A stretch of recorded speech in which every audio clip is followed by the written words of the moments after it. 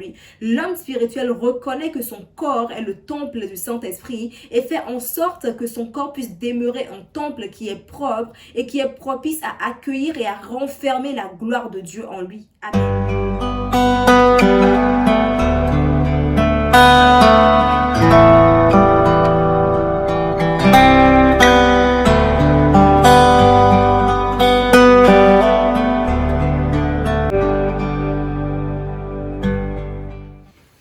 Shalom bien-aimé, j'espère que tu vas bien.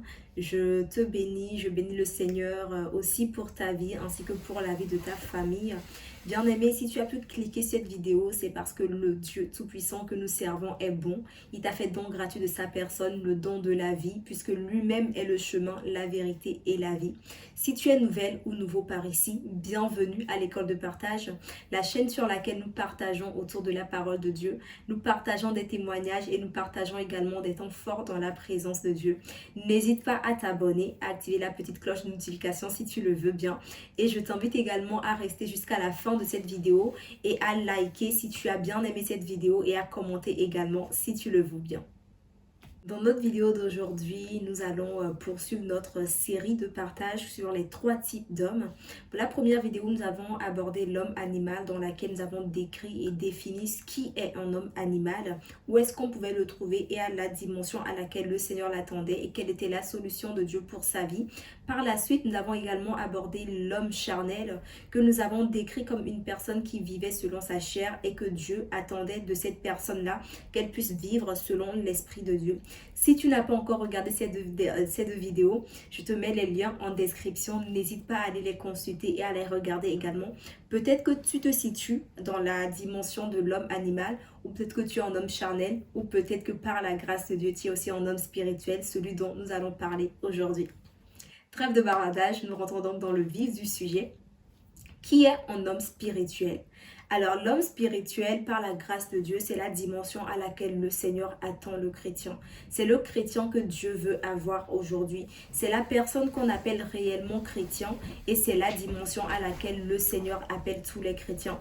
L'homme spirituel est cet homme-là qui, selon le Jean 3 du 1er au 3e verset, est passé par les eaux de baptême, est né d'en haut, est né d'esprit. Parce que Jésus dira à Nicodème dans le livre de Jean 3 que celui qui est né de la chair est chair et celui qui est né de l'esprit est esprit. Bien aimé, pour pouvoir avoir accès aux choses d'en haut, il faut pouvoir être un homme spirituel. Pour pouvoir accéder aux choses spirituelles, il faudrait d'abord être né d'eau et de feu. Il faudrait d'abord être né d'esprit, bien aimé. C'est ce que le Seigneur a essayé de faire comprendre à Nicodème. Donc la première étape pour que quelqu'un devienne un homme spirituel, il doit accepter le Seigneur Jésus-Christ en tant que Seigneur et Sauveur. Donc l'homme spirituel a accepté le Seigneur Jésus-Christ, suit les pas de Jésus-Christ et marche avec Jésus-Christ. Et une fois cette étape accomplie, c'est l'homme en laquelle Dieu a investi. C'est l'homme en laquelle Dieu a mis des capacités, des dons et que Dieu utilise puissamment. C'est la personne qui se laisse conduire totalement par le Saint-Esprit. C'est la personne qui se laisse environner et enivrer par le Saint-Esprit. Nous voyons aujourd'hui dans nos jours, les gens disent que oh, cette personne est très spirituelle. À la moindre, cette personne spiritualise la chose. Cette personne, etc. Ne parlons pas des plaisantins qui vont, excusez-moi le terme, mais qui vont peut-être spiritualiser les choses alors que réellement ce n'est pas quelque chose qui font de leur cœur. Mais nous parlons réellement des personnes là qui mettent l'Esprit de Dieu en amont de toute chose, qui va consulter Dieu avant de prendre toute décision, qui va consulter ce que la parole de Dieu dit avant d'agir dans un sens ou dans un autre. C'est en cela que consiste l'homme spirituel. Mais nous allons voir un peu plus en détail ce que Dieu dit dans l'homme spirituel. Qu'est-ce que la parole de Dieu dit réellement de l'homme spirituel? Nous allons prendre tout simplement notre Bible, dont la Bible dit. Ma version Louis II me dit ceci. Ceux qui sont à Jésus-Christ sont crucifiés par la chair avec les passions et ses désirs. Amen. Donc l'homme spirituel, c'est déjà une personne en fait qui a été crucifiée dont les passions de la chair, dont la chair, les désirs charnels ou les désirs de ce monde ont été crucifiés à la croix par Jésus. Puisque nous disons que l'homme spirituel, c'est un homme qui est né nouvellement, qui est né d'esprit, qui est ressuscité, qui est une nouvelle créature en esprit. C'est en esprit que nous sommes crucifiés à la croix par Jésus. C'est en esprit que nos péchés sont crucifiés à la croix par Jésus. Nous sommes ressuscités en un nouveau homme ou en une nouvelle femme. C'est en cela que nous disons que l'homme spirituel a été crucifié. Ses passions, la chair, sa chair a été crucifiée à la croix avec Jésus et ainsi aussi ressuscité avec le Christ. Donc la Bible dira aussi que nous vivons par l'esprit, marchons aussi selon l'esprit. Amen. Donc l'homme spirituel vit selon l'esprit. Donc Dieu demande à ce que l'homme spirituel continue à marcher selon l'esprit. C'est-à-dire que l'homme spirituel ne dépend pas de sa propre intelligence. L'homme spirituel ne dépend pas de ses propres actions. L'homme spirituel ne dépend pas de ce que l'homme dira de lui, mais l'homme spirituel dépend de ce que le Saint-Esprit lui insouffle, dépend de ce que la parole de Dieu lui dit, dépend de ce qu'il a appris auprès de son Père, qui est le Seigneur Jésus-Christ, qui est le Dieu vivant dans les cieux. L'homme spirituel n'est pas un homme animal qui se laisse conduire par les désirs de sa chair. Amen. La Bible dit, ne cherchons pas une vaine gloire en nous provoquant les uns les autres, en nous portant des envies les uns aux autres. Amen. C'est des traits que nous avons pu souligner effectivement à des hommes charnels. Alors que l'homme spirituel n'est pas dans ces attraits-là. L'homme spirituel n'en vit pas. L'homme spirituel n'est pas querelleux. La femme spirituelle n'est pas une femme qui divise. La femme spirituelle n'est pas une femme idolâtre. L'homme spirituel n'est pas cet homme-là qui s'attache au désir de la chair en oubliant la force, la puissance de l'Esprit Saint qui est en lui. L'homme spirituel reconnaît que son corps est le temple du Saint-Esprit et fait en sorte que son corps puisse demeurer un temple qui est propre et qui est propice à accueillir et à renfermer la gloire de Dieu en lui. Amen. Donc l'homme spirituel se laisse conduire par l'esprit comme la parole le dit. Et ce qui est intéressant aussi, c'est que l'homme spirituel, c'est un homme qui a en lui les fruits de l'esprit, bien-aimé. Parce que, bien-aimé, c'est ce qui a à l'intérieur qu'on donne en soi. C'est de l'abondance du cœur que la bouche parle. L'homme spirituel ne va que refléter ce qui est en lui au monde extérieur. L'homme spirituel ne va faire que démontrer ce qui se passe au fond de lui, à l'extérieur, aux yeux du monde. Qu'est-ce que j'ai envie de dire par là? L'homme spirituel est regorge les fruits de l'esprit. Et qu'est-ce que la Bible nous dit par rapport aux fruits de l'esprit? La Bible nous dit toujours dans Galates au verset 5, chapitre 5, verset 22, mais le fruit de l'esprit, c'est l'amour. L'homme spirituel, c'est une personne qui a l'amour.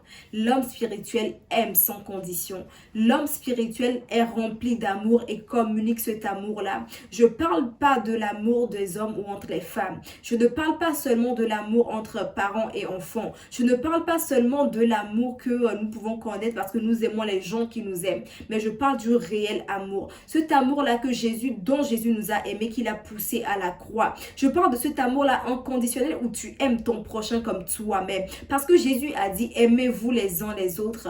Aimez-vous comme je vous ai aimé. Un homme spirituel est un homme qui va refléter cet amour-là du Christ envers son prochain. Un homme spirituel aime son prochain. Un homme spirituel aime l'église de Dieu. Un homme spirituel aime le service de Dieu. Un homme spirituel s'attache aux œuvres du Seigneur par amour. Et c'est son cœur qui parle à chaque fois. L'homme spirituel est rempli d'amour. Cet amour-là qui déborde en lui, qu'il témoigne également en son entourage.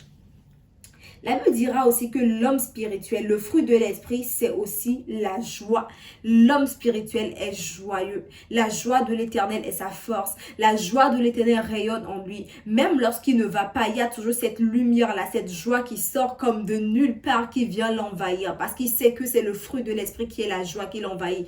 Il ne le demande pas. Il n'attend pas que la joie vienne. Il ne dit pas, Seigneur, je prie, je fais semblant d'être joyeux. Non, c'est la joie réelle qui provient du cœur. Est-ce que vous n'avez pas vu les personnes là? On voit aujourd'hui des gens mais qui n'ont rien dans leur vie, que leur situation, on voit même de l'on dirait mais cette personne me fait de la peine, cette personne pourrait me faire pitié, mais cette personne en elle-même dégage une joie, une certaine joie de lui. On se dit mais cette personne n'a rien, mais comment se fait-il qu'elle soit aussi en joie? Mais j'aimerais te donner le secret de ces personnes-là. Ces personnes-là, ce type de personnes qui se comportent de cette manière-là, ils ont la joie de l'esprit, quelque chose qui ne s'achète pas. C'est la joie du Christ qui fait vivre, c'est la joie du Christ qui fait rayonner, et l'homme spirituel est rempli de la joie du Seigneur. Alors, quel autre fruit de l'esprit que l'homme spirituel regorge? La paix. La Bible dit, Jésus dit ceci, je vous donne ma paix, je vous laisse ma paix, et je ne donne pas comme ce monde donne. L'homme spirituel est un homme de paix. il dégage la paix autour de lui, il fait ressentir de la paix, lui-même est paix parce que la paix du Christ est en lui. Et bien aimé, on ne donne que ce qu'on a. Un homme qui cultive la paix, il n'aime pas les lieux querelleux, il n'aime pas les divisions, il n'aime pas les disputes, mais à chaque instant, il essaie d'apporter les moments de paix, les moments de joie, les moments de tranquillité. C'est en cela que résident les fruits de l'esprit. La Bible nous dit aussi la patience. Les personnes qui sont patientes, c'est aussi un fruit de l'esprit. Vous voyez des personnes qui peuvent supporter des injustices à l'extrême, des situations complètement désastreuses, des personnes qui sont insultées, maltraitées pendant des années, qui ne disent rien, qui se taisent et qui supportent. Des personnes qui sont lents à la colère, qui sont patients, qui dégagent vraiment cette patience-là. C'est un fruit de l'esprit aujourd'hui. Et ce type de personnes-là, nous le voyons aujourd'hui, on se demande mais d'où leur vient cette patience-là? À quel moment ils ont pu dégager, mûrir cette patience-là? Laisse-moi te dire que la patience est un fruit de l'esprit. C'est le fruit de l'esprit et c'est le Saint-Esprit qui l'accorde.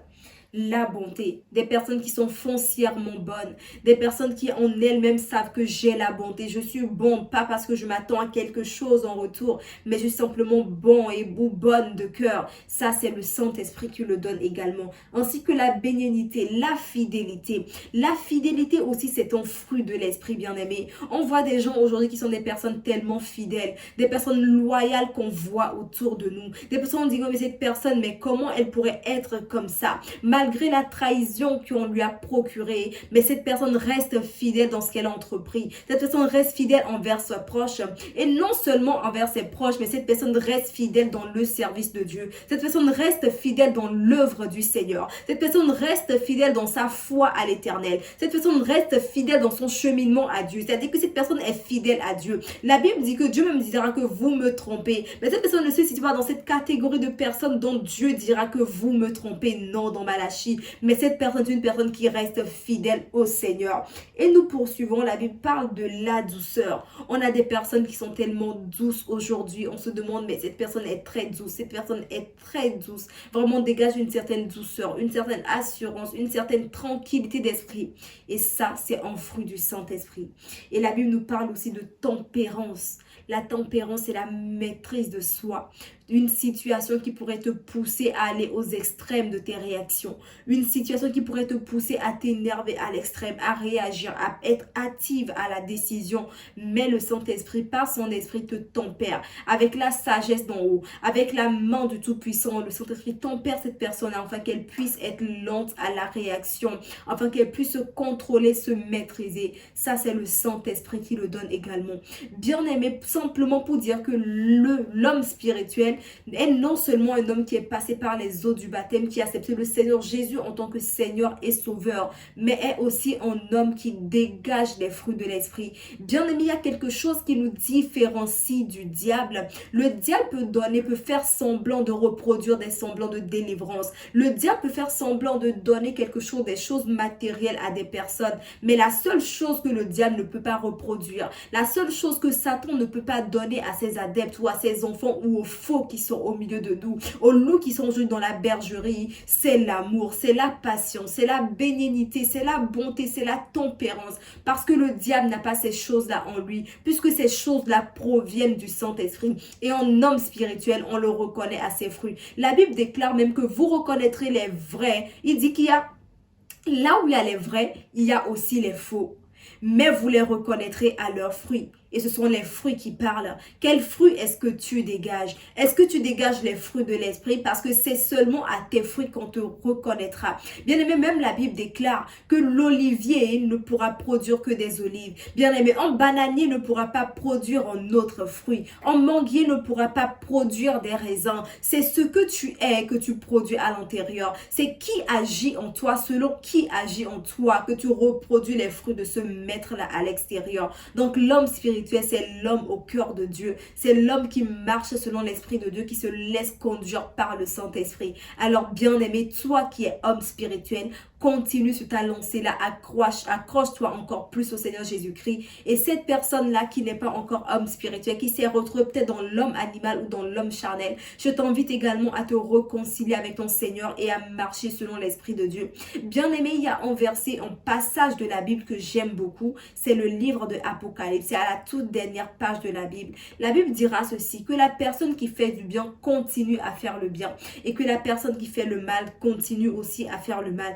Toi, homme spirituel, continue dans ta lancée-là. Et l'apôtre Paul dira même quelque chose, que les hommes spirituels, lorsque ton frère fait quelque chose, reprends-le en douceur et fais attention pour que toi-même tu ne sois séduit. Alors c'est vrai, la Bible dit que même le diable dans les derniers jours voudra s'immiscer dans les églises pour séduire même s'il le faut les élus de Dieu. Alors homme spirituel, attache-toi à Dieu et soyons prudents. Veillons encore sur notre foi afin de ne pas tomber dans les séductions du diable et afin de ne pas tomber.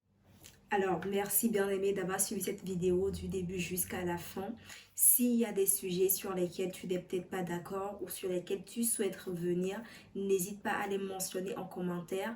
D'autres sujets sur lesquels tu n'es peut-être pas d'accord, ce qui pourrait arriver, n'hésite pas non plus à les mentionner. Je me ferai un grand plaisir d'apprendre de toi. C'est en cela que consiste également notre vie de chrétien, dans le sens où l'apôtre Paul dit « Exhortez-vous les uns les autres ».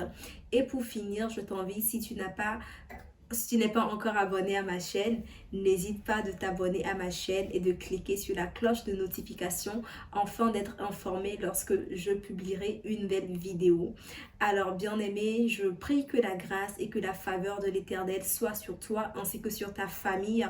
Nous nous retrouverons la prochaine fois avec une nouvelle série de vidéos et dans la prochaine fois, nous parlerons des 3 dimensions de la prière. Donc reste connecté, ne manque pas la prochaine vidéo et moi je te dis à très bientôt. Bye bye, Maune Yirao.